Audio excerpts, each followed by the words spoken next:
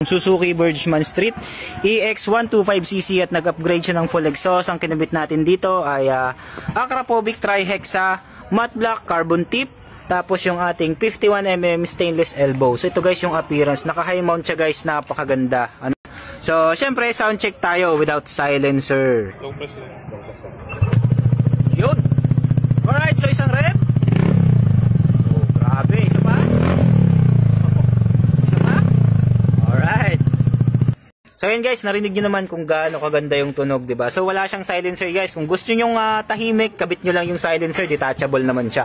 So yung Suzuki Bergman Street EX125cc, so ito po yung appearance. Naka high mount siya. Kinabit natin dito ay full exhaust, Trihexa Akrapovic matte black carbon tip. So ito yung appearance guys, napaka-pogi.